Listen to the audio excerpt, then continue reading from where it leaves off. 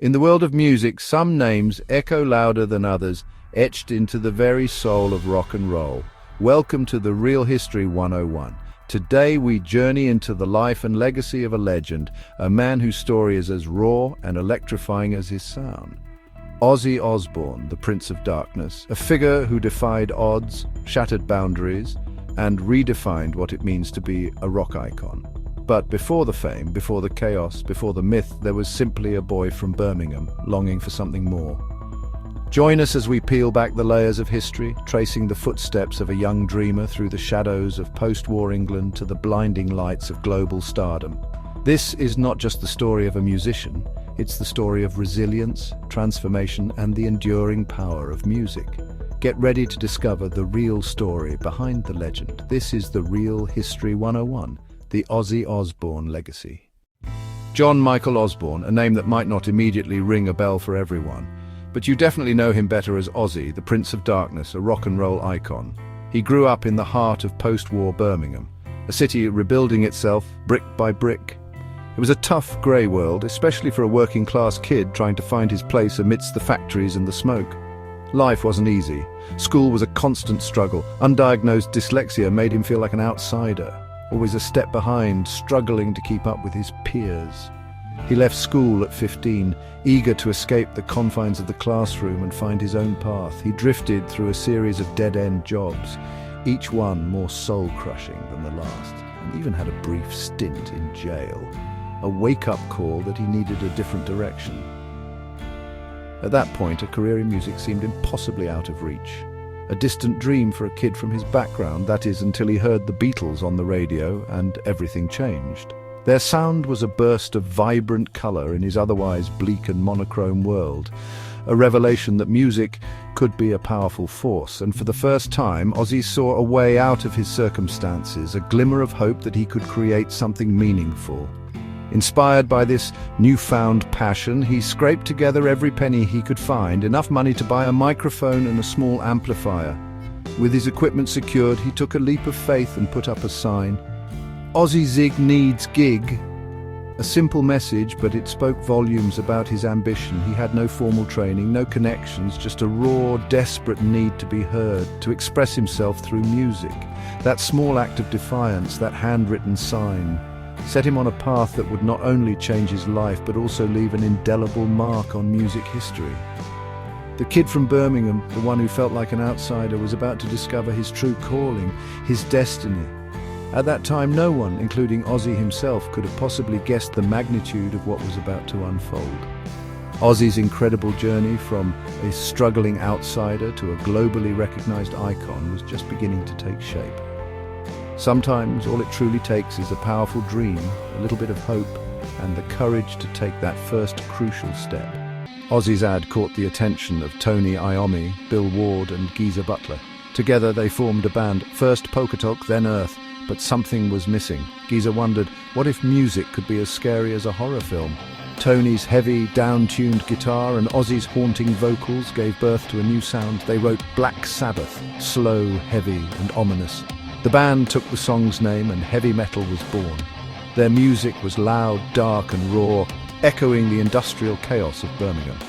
Ozzy's voice became the soul of this new genre. Black Sabbath gave a voice to a generation that felt forgotten. Four blokes from Aston had created something the world had never heard. They weren't just a band, they were a revolution. The Sabbath sound was here to stay. Black Sabbath's debut album dropped on Friday the 13th, 1970, instantly iconic. Critics hated it, but fans made it a hit. Paranoid, Iron Man and War Pigs became anthems of rebellion. Ozzy's wild persona fueled the band's legend on stage and off. But fame brought chaos, drugs, alcohol and endless touring strained the band. Ozzy's behavior grew erratic and the band began to fracture. By 1979, Sabbath made a painful decision. Ozzy was out. Alone and spiraling, Ozzy seemed finished. He locked himself away, lost in addiction and despair. The Prince of Darkness had fallen, but rock and roll stories rarely end quietly. Ozzy's next act was about to begin. Sharon Arden, a shrewd and ambitious manager, saw something special in Ozzy, a spark of potential that others had overlooked. When no one else did, when the music industry had seemingly written him off, Sharon believed in his talent and his ability to make a comeback. She became his manager, taking a chance on the fallen rock star and determined to resurrect his career. She wasted no time in helping him form a new band, carefully selecting musicians who could complement his unique style. The most crucial addition was guitar prodigy Randy Rhoads, a classically trained musician with a fiery passion for rock. Their chemistry was electric, a rare and powerful combination of raw talent and technical brilliance. Ozzy's raw energy, his untamed stage presence met Randy's virtuosity, his intricate guitar work creating a sound that was both heavy and melodic. In 1980, Blizzard of Oz launched Ozzy's solo career, proving all the doubters wrong and establishing him as a force to be reckoned with. The album was filled with hits like Crazy Train, an anthem that perfectly captured Ozzy's wild spirit and the energy of his new band. He was back, stronger than ever, bigger, bolder and more theatrical than ever, embracing the persona of the madman. His live shows became legendary, not just for the music but for their wild unpredictability and over-the-top theatrics. The infamous bat incident, a moment of pure rock and roll madness, only added to his myth, solidifying his place in rock history. Ozzy's stage persona was pure, unfiltered chaos, a reflection of the inner turmoil and rebellious spirit that defined his music, and fans loved it, embracing the madness and reveling in the energy of his performances. Tragedy struck when Rhoads died in a plane crash, a devastating loss that shook the music world. The death of his friend and collaborator nearly breaking Ozzy, leaving him questioning his future. But with Sharon's unwavering support, he pressed on, determined to honor Randy's memory and continue making music. He found the strength to keep going, releasing more albums and touring the world, connecting with fans and solidifying his legacy. Ozzy had survived the impossible, again proving his resilience and his unwavering dedication to his craft. He was no longer just a survivor, he had transformed himself. He was a rock legend, an icon of heavy metal. The madman was unstoppable, a force of nature who had overcome every obstacle in his path. Throughout the 80s and 90s, Ozzy not only remained a rock icon, but he solidified his place in music history. His performances were legendary, his image was iconic, and his music continued to resonate with fans worldwide. He was controversial, yes, but also beloved and utterly unstoppable. Nothing seemed to slow him down, and his presence in the music scene was a constant force. He became a symbol of rebellion, a beacon of individuality, inspiring generations of outsiders to embrace their true selves and challenge the status quo. Then, in the 2000s, the Osbourne's reality show revealed a completely new side to the Prince of Darkness. We saw Ozzy, the bewildered, often confused, but always loving dad. The world finally got to see the man behind the myth, the human being beneath the rock star persona.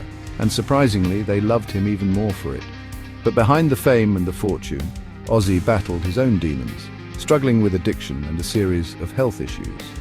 This included a Parkinson's diagnosis, a challenge he faced with characteristic grit. Yet, through it all, he never stopped fighting, never gave up on his music or his fans. Ozzy's legacy is far more than just the music he created. He's a survivor, a true innovator, and a completely original force in the world of rock and roll. He helped invent heavy metal, shaping the sound of a generation. He sold over 100 million albums worldwide and inspired countless artists to pick up an instrument and follow their dreams.